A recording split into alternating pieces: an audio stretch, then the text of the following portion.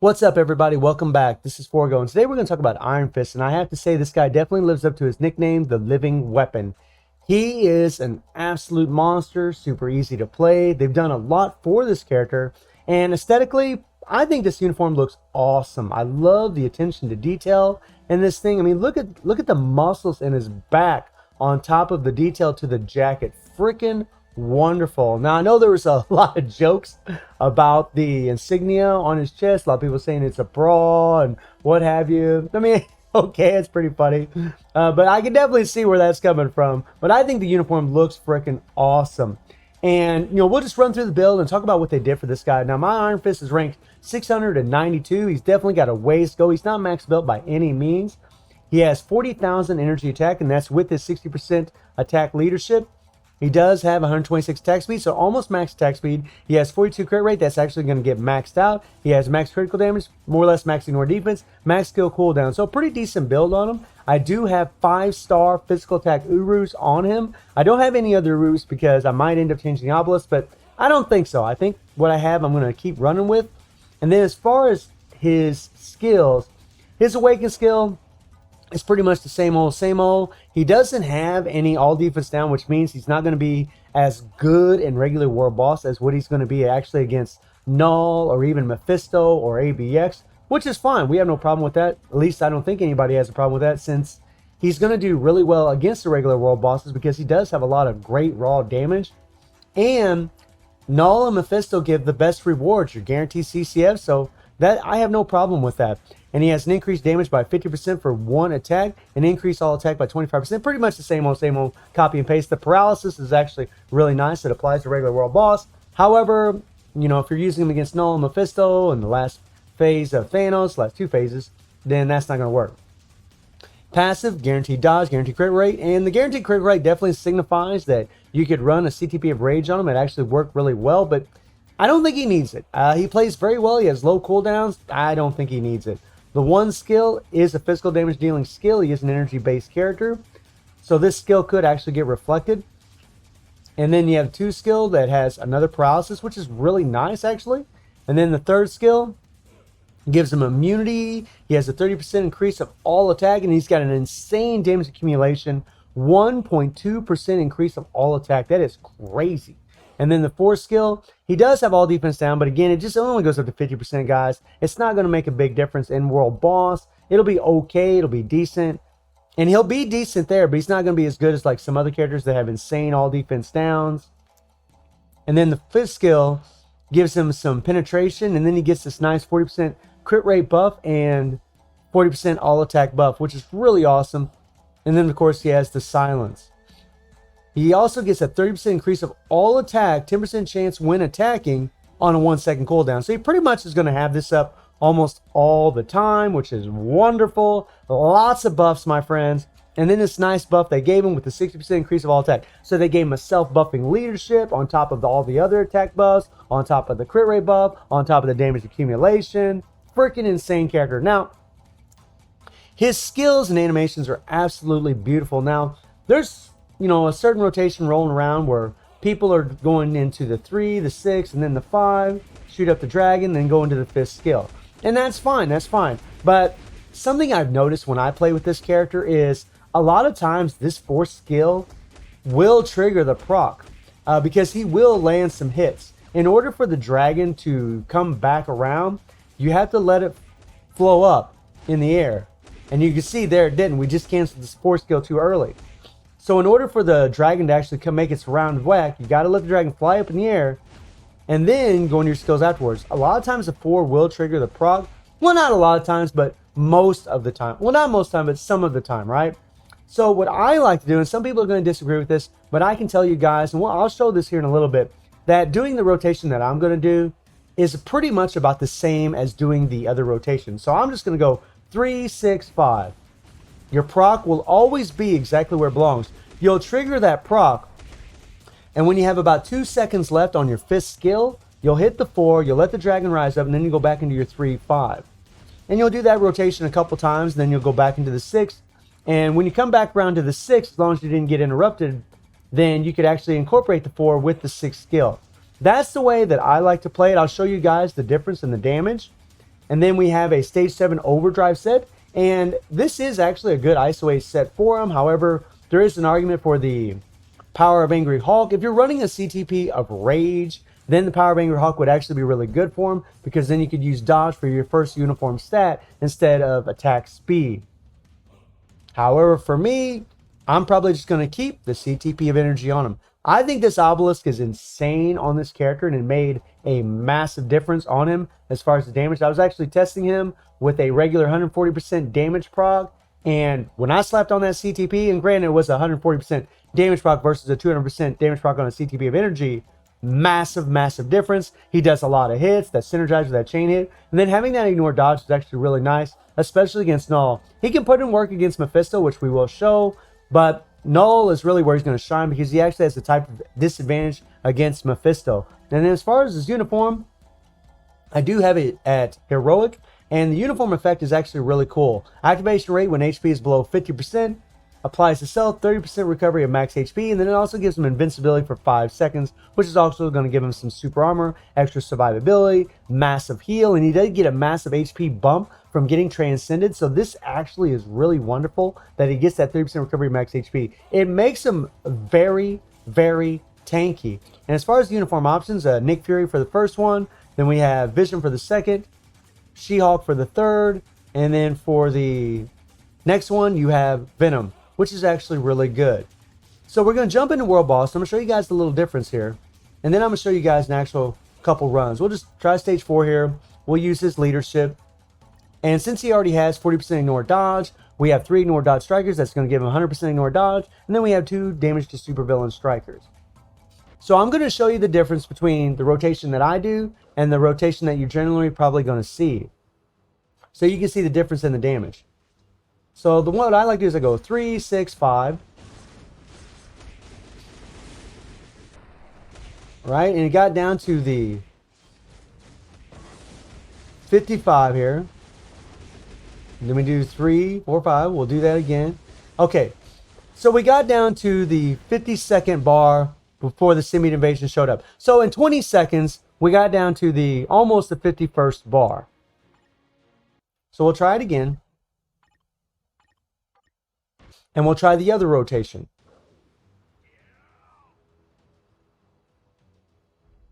Okay, we'll run up here.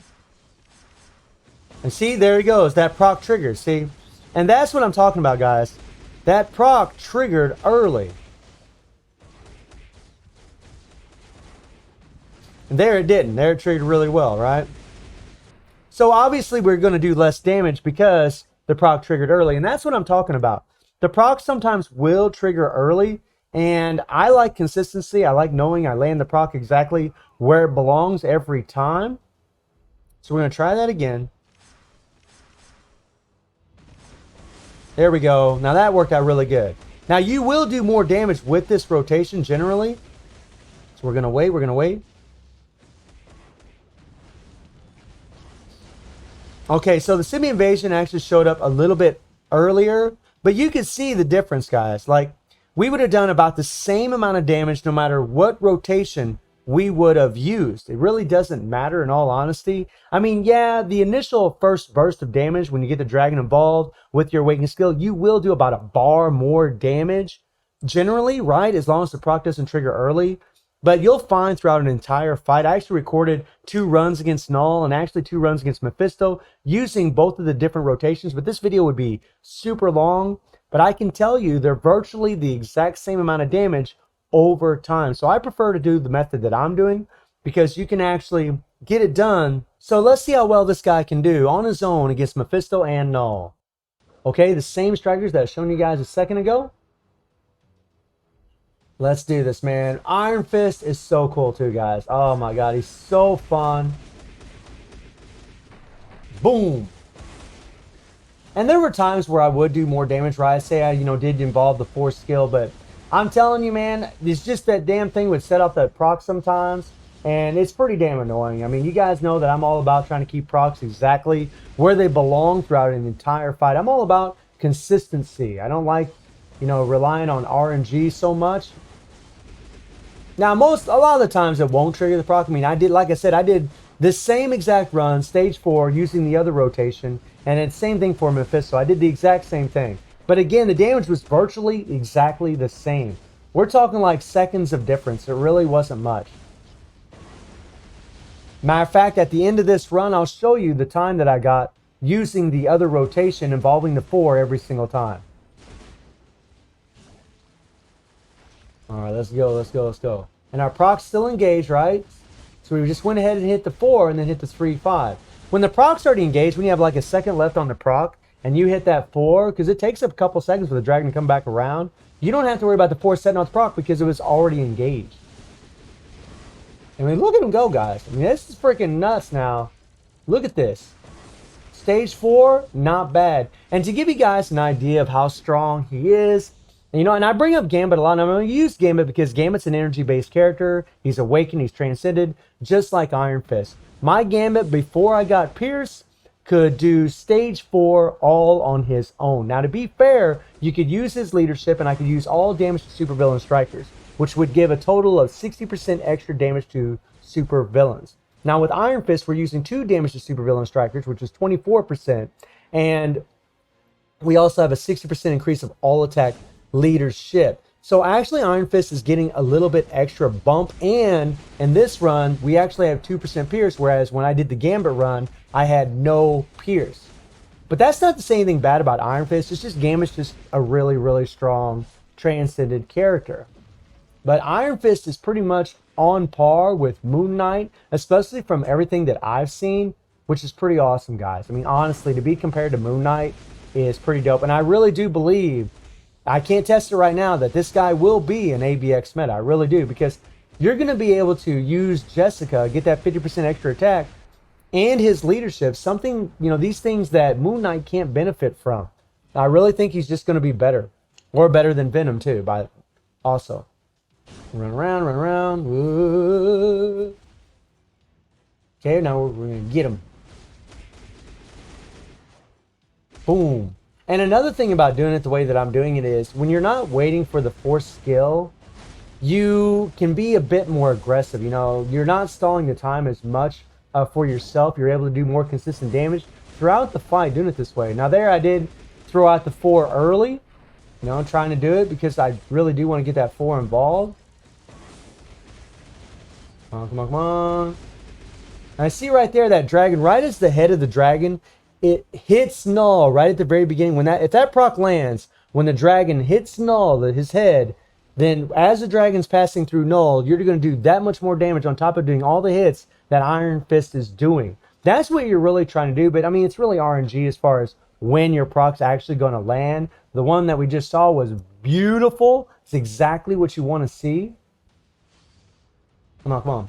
And you know, and this is with no support, guys. This is with nothing. This is all on his own. And another thing, and I've mentioned this with other characters in the past, whenever Knull brings out the purple there, right, and he's going to do a lot of damage to you, with Iron Fist, you can be pretty careless. You can play very aggressive. You don't have to worry about dying because he's really tanky.